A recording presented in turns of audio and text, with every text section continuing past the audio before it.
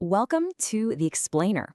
So, today we're diving straight into this massive, heavy wave of anxiety that's currently gripping tech workers, professionals, and, well, pretty much everyone else too. We're looking directly at the future of our economy, and we've got to ask a really tough question. Are we actually facing a total societal collapse driven by artificial intelligence? Or are we just on the brink of a massive historical reorganization?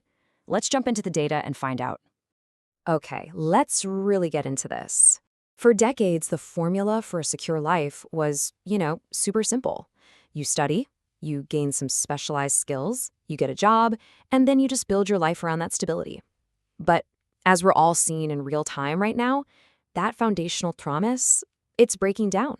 The old social contract of study, gain skills, get a job, it simply doesn't perfectly match the territory anymore. People are waking up to the fact that the very rules of the economic game are being rewritten, literally while they're still trying to play it. And the main reason for this breakdown, it's the absolutely rapid disruption of cognitive labor. I mean, it's wild to even think about, right? Tasks that historically took humans years or even decades to master. We're talking intricate legal analysis, complex graphic design, advanced software coding. All of that can now be generated by AI models in just seconds. When the literal pillars of white-collar intellectual work get automated that quickly, well, naturally, it makes it feel like the whole economic system is facing an imminent collapse. It literally feels like the rug is being pulled out from under the knowledge worker.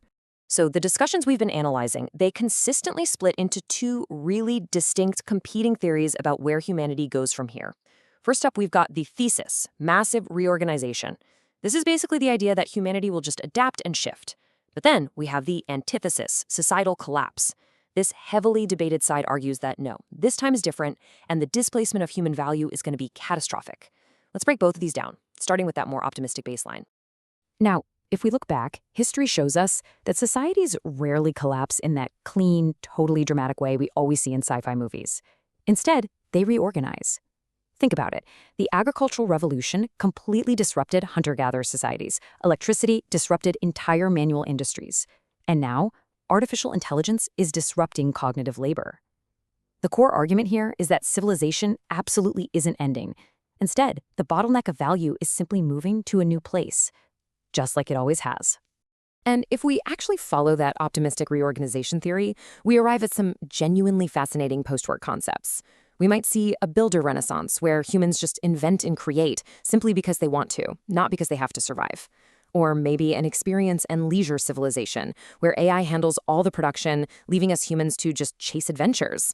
There's also this idea of the sovereign individual operating a whole robot workforce, and a neo-tribal economy where, since we're freed from the daily grind of survival, people organize into communities based entirely on shared meaning and values. Honestly, it sounds pretty utopian, right? But then there's the antithesis, and it is perfectly captured by this completely raw reaction from the community discussions we pulled. Quote, "You think the oligarchs will allow you to exist if there is no value you can give to them? AI will burn everything." Now, putting aside any political leanings, this perfectly highlights a very deep, very widespread fear out there regarding extreme wealth concentration. It's the fear of a total societal collapse if the working class completely loses its economic leverage. The community actually formalizes this exact fear as digital feudalism, or the rise of an AI aristocracy. In this pretty chilling counterargument, we're looking at history's tendency to favor wealth concentration way before any sort of democratization takes over. So the absolute dread here is a system where just a few massive corporate entities own all the crucial computing power, and the rest of the human population, well, they're stripped of inherent economic value and merely end up renting intelligence from these tech overlords just to survive. Which brings us to our next section, the reality check, boomerangs, and bubbles. Let's get right into it. So we have the utopian reorganization on one side and the dystopian collapse on the other. But to see which way the wind is actually blowing right now, we really have to validate what people are feeling today. And right now, anxiety is totally gripping the workforce. It's being fueled by reports of mass layoffs across the tech sectors, recruitment is slowing down practically everywhere. There is this profound disillusionment, especially among highly educated workers and postdocs who are just desperately trying to navigate this rapidly changing career landscape. The panic tech workers are feeling, it's a very real-world reaction to these theoretical debates literally playing out in their bank accounts. But here is exactly where the narrative takes a really sharp, super unexpected turn. We are actually seeing the rise of a fascinating corporate trend called the AI boomerang.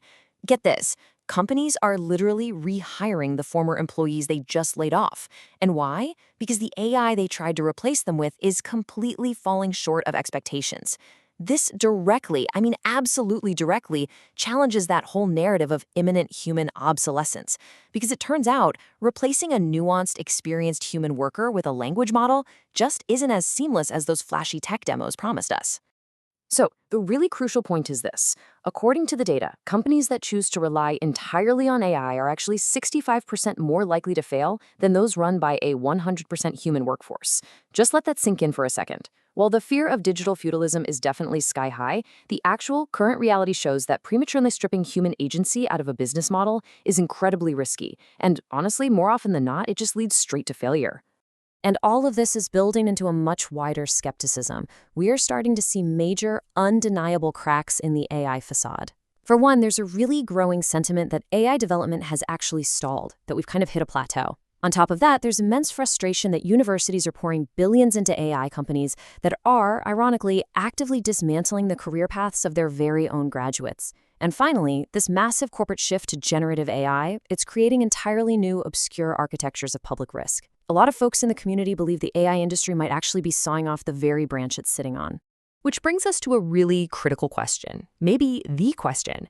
What if the AI bubble isn't AI itself, but what we believe AI is supposed to become? Look, AI is undeniably a powerful tool, for sure, but the expectation that it's going to flawlessly run our entire society overnight without any human intervention, that might be the actual bubble.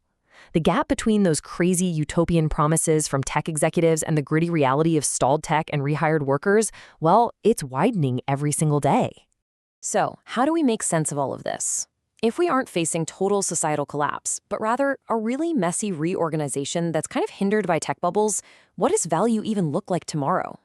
Well, things that used to be super scarce, niche information, technical expertise, coding skills, they're all becoming cheap and plentiful. But, as we know, economic value always flows to scarcity.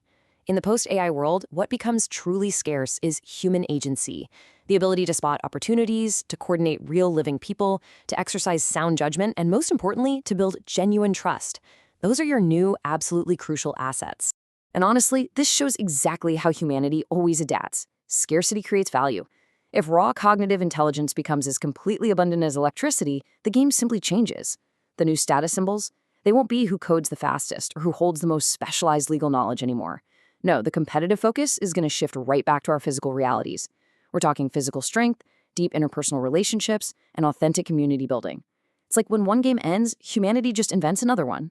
Which leaves us with one final, deeply provocative question to end on today. As the dust eventually settles on this whole AI disruption, and you find yourself equipped with tools that can literally generate almost any digital output instantly, the fundamental challenge of your career won't be about capability anymore. It's going to be about purpose. Now that I can do almost anything, what is actually worth doing? Really take a moment to think about that as you navigate your own path forward. Thanks so much for joining me on this explainer.